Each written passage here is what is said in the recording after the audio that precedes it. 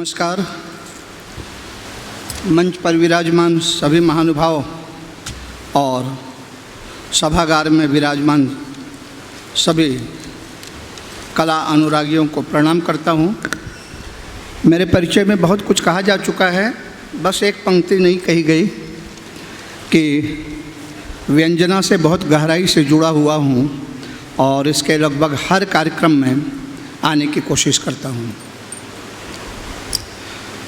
मैं लोक और शास्त्रीय संगीत की बीच की सीमा रेखा पर कुछ बोलने की कोशिश कर रहा हूँ। हम जब अपने अतीत पर एक वैचारिक और अनुसंधानात्मक दृष्टि डालते हैं तो पाते हैं कि प्राचीन काल में संगीत, साहित्य, नृत्य, नाट्य, अभिनय, इनके अलग अलग शास्त्र नहीं थे और इन सब के तार आपस में जुड़े हुए थे। एक पुरानी कहानी भी है विष्णु धर्मोत्तर पुराण में, लेकिन अब उसको मैं दोहराऊंगा नहीं, कि किस तरह सारी कलाएं एक दूसरे से जुड़ी हुई हैं। लेकिन जैसे जैसे इन कलाओं का विस्तार होता गया, इन सब के अपने अपने शास्त्र बनते चले गए। हम जब कला के संबंध में शास्त्र की बातें करते हैं तो मेरा अपना विश्वास है कि शास्त्र हमेशा कला का अनुगामी होता है। शास्त्र को आगे रखकर किसी कला की रचना नहीं की जाती है, बल्कि एक कला के स्थापित हो जाने के बाद उसके आधार पर उसका शास्त्र लिखा जाता है। यह मेरा विश्वास है। ये कुछ उसी तरह है जैसे एक बच्चा पैदा होता है, वो पैदा होता है, कुछ दिन बाद हम कहते हैं कि इसकी आंखें जो हैं इसके दादाजी की तरह हैं, इसके होंठ जो हैं वो इसकी माँ की तरह हैं, इसके नाक जो है इसके चाचा की तरह हैं। ये बच्चा पैदा होने के बाद हम देखते हैं और पाते हैं। लेकिन इसकी आंखें इसकी माँ की तरह हो, इसके होंठ इसके दादा की तरह हो, इसके नाक इसके चाचा की तरह हो, इस तरह हम रच कर किसी बच्चा को पैदा नहीं कर सकते। ये किया भी नहीं जा सकता है। तो इसी तरह एक कला बनती है और उसके बाद उस कला के आधार पर शास्त्र रचा जाता है और फिर उस शास्त्र को सामने रखकर उस कला का विस्तार किया जाता है। प्राचीन काल में जब जन सामान्य में जो संगीत प्रचलित थे वे बिल्कुल सरल, सरस, सहज और भावनात्मक रूप से संचरित होते थे। उन्हें विभिन्न पर्वों, उत्सवों, त्योहारों आदि में सामूहिक रूप से गाया जाता था। एक दूसरी परंपरा थी जो यज्ञ, पूजा आदि धार्मिक उत्सवों पर होती थी, उनका भी गायन किया जाता था। लेकिन दोनों के नियम अलग अलग थे। सामूहिक रूप से लोक उत्सवों में जो गीत गाए जाते थे, जो नृत्य होते थे, वो सहज सरल भावनाओं से ओतप्रोत होते थे, जबकि पूजा आदि के अवसर पर जो गीत गाए जाते थे उनमें एक नियमबद्धता तो होती ही थी। इसीलिए कहीं उन्हें ध्रुपद कहा गया, कहीं उन्हें अभंग कहा गया, कहीं उन्हें बड़ गीत कहा गया और ये कहकर उसकी एक सीमा रेखा निर्धारित की गई। हम जब लोक संगीत की बात करते हैं तो प्रायः बहुत सारे लोगों के मन में एक विचार आता है कि यह लोक संगीत जो है कृषक संगीत है, खेत खलिहानों में गाया जाने वाला गीत है, संगीत है, जबकि ऐसा है नहीं। लोक यानी जन सामान्य, जैसे लोकतंत्र, उसी तरह लोक संगीत आम लोगों का संगीत। अगर हम मनोवैज्ञानिक दृष्टि से धार्मिक परिप्रेक्ष्य को छोड़ दें, संगीत की उत्पत्ति की बात करते हैं तो हम पाते हैं कि आदिम मानव जो जंगलों में रहता था, जब भाषा, लिपि ये सब नहीं बने थे, बोलियां नहीं बनी थी, तब उसने सबसे पहले ध्वनि को विकसित किया। आहा, हा हा, हु हु जैसी ध्वनियाँ निकालकर अपने अभिप्राय से दूसरों को परिचित कराता था। कभी कभी जब इसके माध्यम से वो अपनी बात नहीं समझा पाता था तो वो अभिनय का सहारा लेता था। अपने चेहरे के भावों से, हाथ पाँव की हरकतों से उन बातों को स्पष्ट करने की कोशिश करता था। और मुझे लगता है कि संगीत नृत्य की उत्पत्ति इन्हीं कलाओं के आधार पर हुई है। स्वच्छंद भावनाओं की स्वच्छंद अभिव्यक्ति लोक संगीत की पहचान और विशेषता है।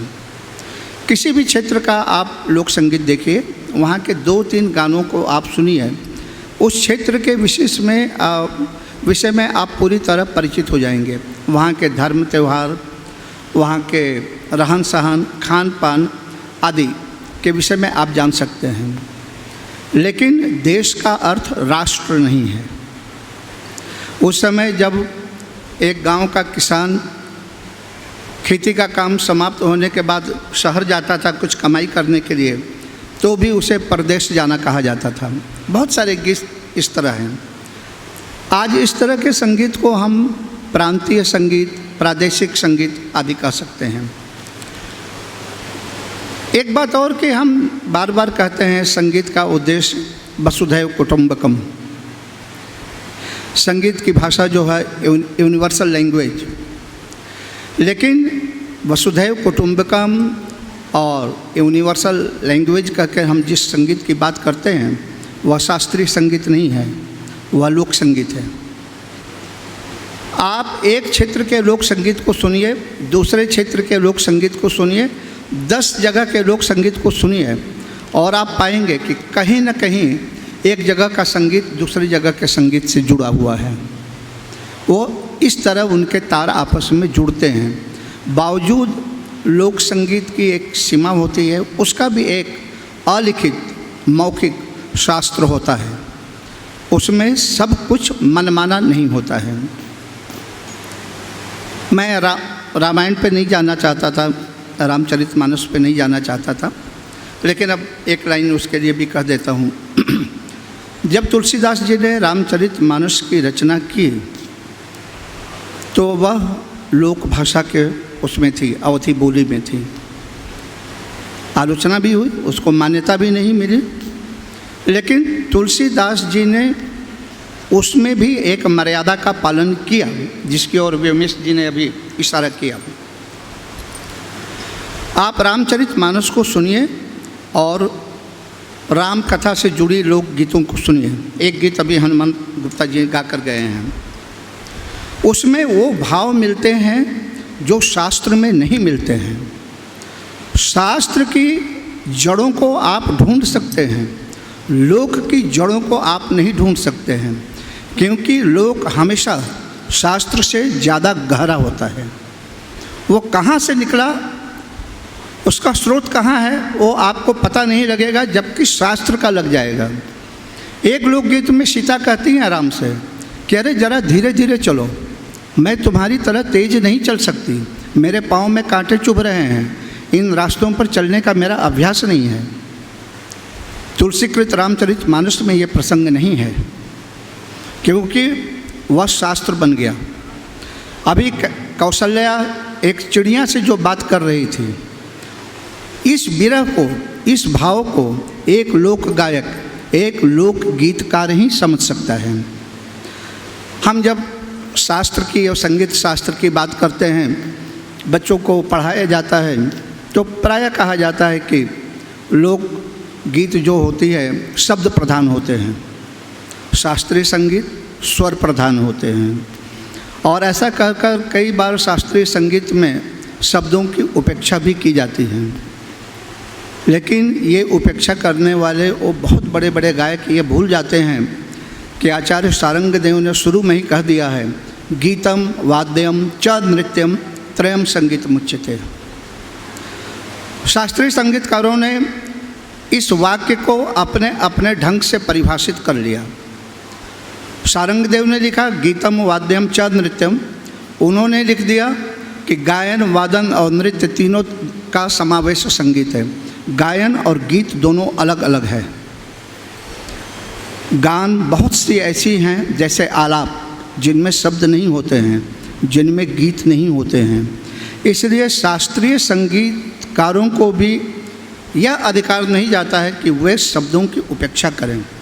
आचार्य वल्लभाचार्य, तुलसीदास, सूरदास, तानसेन, बैजू बावरा, जिन्होंने कितने ही शब्द प्रधान, भाव प्रधान गीतों की, पदों की रचना की है। आज हम अपने और सुसंस्कृत होने के दंभ में लोक भाषा और लोक बोलियों को एक सीमा तक हाशिए पर ढकेलते जा रहे हैं, लेकिन लोक ने उन्हें अपने आंचल में समेटकर सहेज कर रखा है। 2 दिनों में हम अनेक ऐसे शब्दों से परिचित हुए हैं। केवड़िया, अटरिया, दुवरिया, सेजवा जैसे कितने शब्द हम आम बोलचाल की भाषा में इनका प्रयोग ही नहीं करते हैं। हम भूल गए हैं इन शब्दों को, लेकिन जब एक लोक गायक गाता है इन्हें तो हमें पता लगता है कि हाँ, ये भी हमारे शब्द हैं और हमारे गीतों में इनका प्रयोग होता है। आज शास्त्रीय और उपशास्त्रीय संगीत में प्रयुक्त होने वाले कितने ही ताल और कितने ही राग ऐसे हैं जो लोक संगीत से शास्त्रीय संगीत में आए हैं। और अगर मैं थोड़ा सा और आगे बढ़कर कहूँ, चाहे हम ध्रुपद धमार की बात करें, चाहे ख्याल की बात करें, ठुमरी, टप्पा, कजरी, चैती तो हैं ही, ये सारी कलाएं भी लोक की कोख से जन्मी हैं। और जैसा कि पहले भी कहा जा चुका है और मैंने भी कहा कि जब लोक की सीमा पार करके, अपने अंचल की सीमा पार करके जो कोई कला एक रूप में पूरे देश द्वारा स्वीकार की जाती है, तब उसे शास्त्रीय की मान्यता मिल जाती है। हमारी ढेर सारी नृत्य शैलियाँ, ओडिसी हैं, कथक हैं, भरतनाट्यम हैं, लोक से शास्त्रीय में आई हैं। ओडिसी नृत्य शैली को शास्त्रीय नृत्य की मान्यता मिल गई, लेकिन ओडिसी संगीत अभी भी संघर्ष कर रहा है कि उसे भी शास्त्रीय नृत्य की मान्यता मिल जाए। लेकिन लोक संगीत पे जब हम बात करते हैं तो कई बार हम देखते हैं कि उन्हें आधुनिकता का जामा पहनाया जाता है। तबला, हारमोनियम तो ठीक है, लेकिन उसके साथ जब कभी सिंथेसाइजर, गिटार और इस तरह के ड्रम जैसे साज़ों का प्रयोग होने लगता है लोक संगीत में, तो मुझे लगता है कहीं कहीं मुझे खटकता है। लेकिन ये शायद बाज़ार की मांग है और इससे हमें बचना चाहिए। आज लोक को बचाने के प्रयास सरकारी और गैर सरकारी स्तर पर ज़ोर शोर से चल रहे हैं, लेकिन मुझे लगता है कि अगर हम सचमुच लोक की बात कर रहे हैं, करना चाहते हैं, तो हमें लोक से जुड़ना होगा। लोक क्या है? एक तुरत जन्मा हुआ बालक है, जिसके शरीर पर कोई कपड़ा नहीं है, जिसके शरीर पर कोई चिन्ह, कोई निशान नहीं है। लेकिन जब वह बालक बड़ा होता है तो हम उसे वे कपड़े पहनाने लगते हैं जो हमें अच्छे लगते हैं, जो हम उनसे पहनाना चाहते हैं, और उस कपड़े के आधार पर उस बालक की जाति और वर्ण का निर्धारण हो जाता है। यह हिंदू है, यह मुस्लिम है, यह सिख है और यह ईसाई है। इसी तरह लोक भी जो है तुरंत जन्मा बालक है, और वह जिस देश में जाकर, जिस प्रदेश में जाकर वह अपना सुदृढ़ रूप धारण करता है, उसे वहाँ की कला मान ली जाती है। बहुत कुछ कहने को है, लेकिन समय की मर्यादा है और मैं यहीं अपनी बात को विराम देता हूँ। हमारे विद्वान वक्ता राजा राम यादव जी बैठे हैं, हम उन्हें भी सुनना चाहते हैं और उसके बाद कुछ और भी चीज़ें होंगी, तो मैं यहीं विराम लेता हूँ और आप सबको प्रणाम करता हूँ मुझ जैसे अकिंचन को सुनने के लिए। नमस्कार।